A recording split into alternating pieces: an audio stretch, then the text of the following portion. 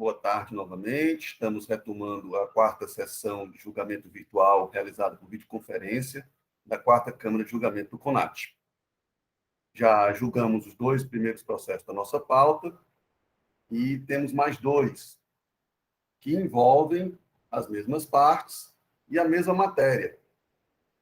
É o processo de recurso 14065 de 2019, auto-infração 2019-06-152, e o processo de recurso 14071 de 2019, auto-infração 2019-06-171. Em ambos, o recorrente é a GBS Esportes, recorrida à célula de julgamento de primeira instância. O julgador de primeira instância julgou procedente o auto-infração e, no mesmo sentido, a manifestação da assessoria processual tributária. Os 2 processos estão sobre a relatoria da doutora Jerusa, e eu pergunto, doutora Jerusa, se a senhora entende ser interessante julgarmos os 2 processos conjuntamente. Sim, senhor presidente. Os 2 processos versam sobre a mesma matéria. Ok. Doutor Rafael, alguma objeção? Sem objeção, presidente. Obrigado, doutor Rafael. Então, vamos, já tendo sido anunciados os 2 processos, vamos ao relato. Doutora Jerusa, com a palavra, por gentileza. Hoje não. Senhor presidente, nobres conselheiros, secretárias, senhor procurador representante do Estado, os processos, eles se referem sobre a mesma matéria posta, inclusive lá em discussão por esta Câmara, e trata sobre o seguinte, a matéria. Consta do auto de infração que o autuado conduzia mercadorias com DANF, 16963 e 16971, respectivamente, cada um dos processos, né? Com falta de exigências do artigo 206, 2 e 3 do regulamento do ICMS. Houve omissão no preenchimento de nota fiscal, inclusive no campo de informações complementares. Multa 200 ofício por documento, nos termos do artigo 123.8d da Lei 12.670. Autuado, então, tempestivamente, apresenta defesa, a qual repousa aí as folhas 16 a 38 dos autos, alegando, em síntese, que o auto-infração é nulo por ter sido intitulado como auto-infração de documento fiscal inidôneo e não fundamentar o motivo da declarada idoneidade, que o auto-infração é nulo também por não constar o prazo em que o crédito tributário poderia ser recolhido com a multa reduzida, né, tendo havido violação ao artigo 33, incisos 12 e 14 do decreto 25.468 de 99, que constava na nota fiscal que o frete era de responsabilidade do remetente, não seria possível realizar o deslocamento dos produtos vendidos sem que esse gasto estivesse incluído no valor das mercadorias, pois nenhuma empresa subsistiria se não fizesse a correta cobrança dos seus produtos, incluindo os demais ônus. Que ainda que não tenha feito constar os dados adicionais da nota fiscal, o descumprimento de tal dever instrumental não resultou em prejuízo ao fisco. Alega também o caráter confiscatório da multa, e que seja declarada a improcedência do lançamento, ou seja, aplicada uma única multa no patamar de 200 UFIs para todas as notas fiscais, sendo lavrado um com auto-infração. Na época foram 41. A primeira instância, ela julgou procedente a ação fiscal e fundamentando no seguinte, ementa, falta de decorrente apenas do não cumprimento das exigências, das formalidades previstas na legislação. O contribuinte transportava mercadorias acobertadas por documentos fiscais sem o cumprimento das regras estabelecidas no artigo 206, incisos 2 e 3 do decreto 24.569.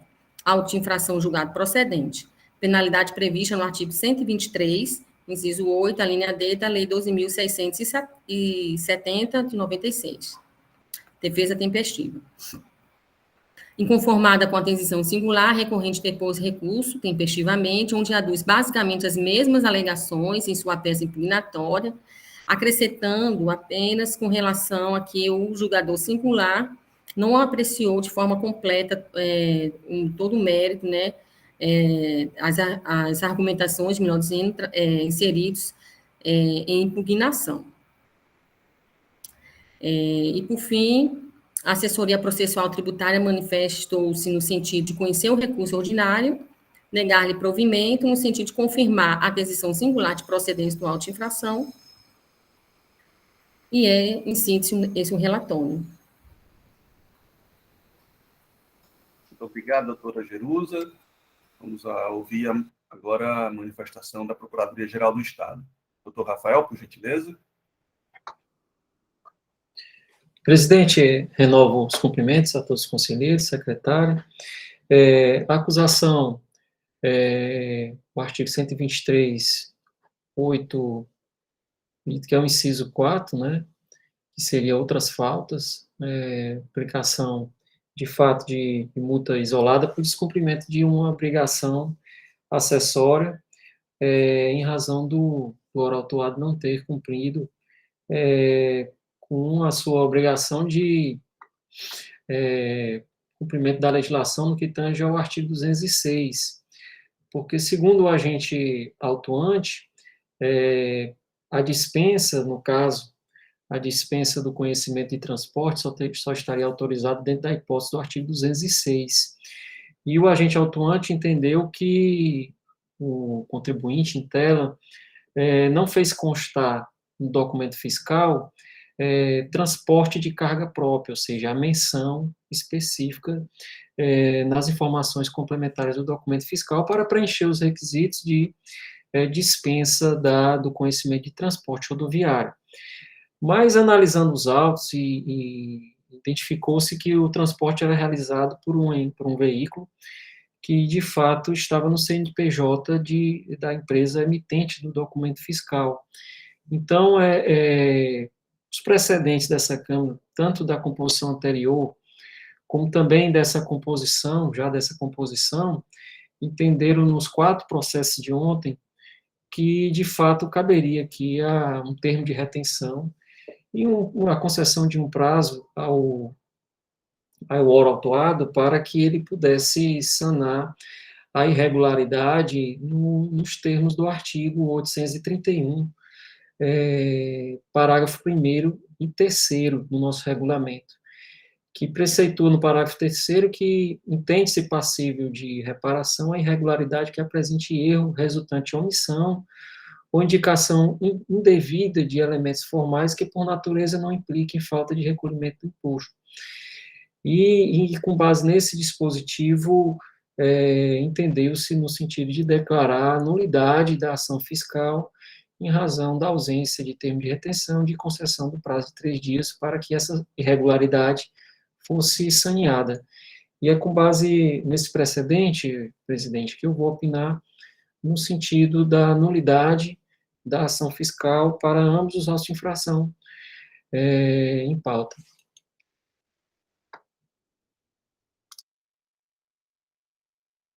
Sem som, senhor presidente. Obrigado, doutor Rafael. Obrigado, doutora Jerusa. Bem, os debates, então, estão em aberto. Doutora Jerusa? Eu acho que a gente não tem muito o que discutir, né, nesse processo, até porque, a não ser se o doutor Renato, que está vindo aqui hoje, não participou das discussões, né, desses processos, porque eram empresas similares, doutor Renato. Mas a acusação, praticamente, o doutor Rafael, ele resumiu bem aí.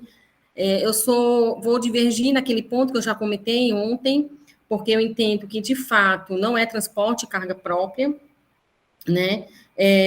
Porque o transporte de carga própria supõe a não incidência do ICMS, e mesmo que a empresa estivesse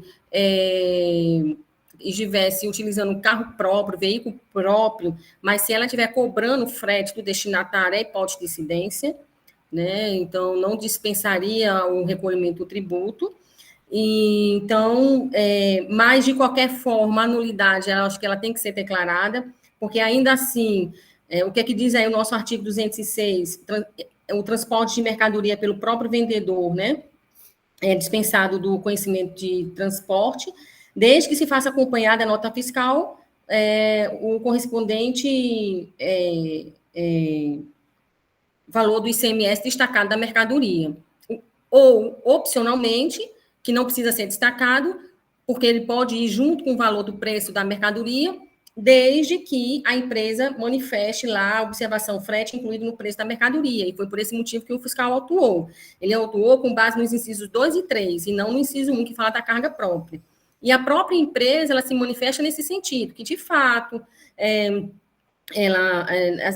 o valor do frete foi embutido no valor da mercadoria, então ela se manifesta nesse sentido. E a nota fiscal também, no campo informações complementares, fala que foi cobrado o ICMS frete do destinatário, né? E houve um redespacho lá no destino. Então, por todos esses motivos, é que eu mantenho a infração contida no artigo 206, incisos 2 e 3, praticamente o inciso 3, pela falta de informação no documento fiscal, mas por ser descumprimento de obrigação acessória, pelo, né, relato do próprio auditor fiscal, autuante, que fez essa autuação aí, ele se manifesta nesse sentido, que é um mero descumprimento de obrigação acessória, e por isso ele não seguiu os comandos da nossa legislação, de que traz lá o artigo 831, parágrafos 1º e 3º, como o doutor Rafael já comentou aqui, que ele deveria, nesse caso, por ser uma infração passível de correção no documento fiscal,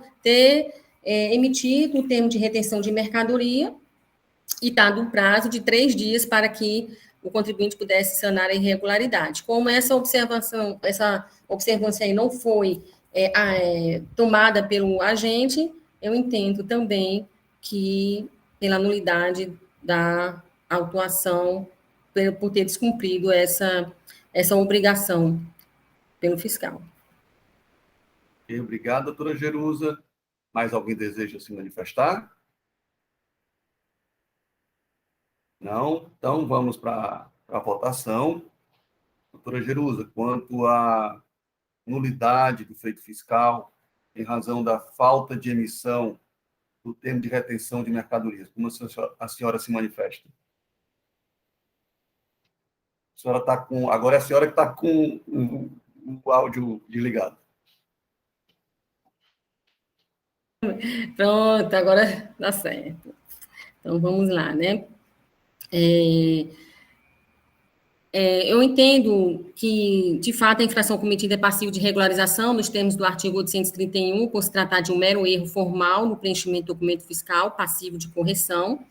Então, o agente deveria ter emitido o termo de retenção de mercadoria e concedido esse prazo de 3 dias, conforme estipula a legislação vigente. Nesse sentido, eu volto para o conhecer do recurso ordinário, dando-lhe provimento para declarar de ofício a nulidade do auto-infração, em desacordo com o parecer da assessoria processual tributária, mas de acordo com a manifestação oral do todo representante da PGE.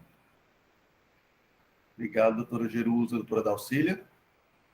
Com a relatora. Doutor Renato?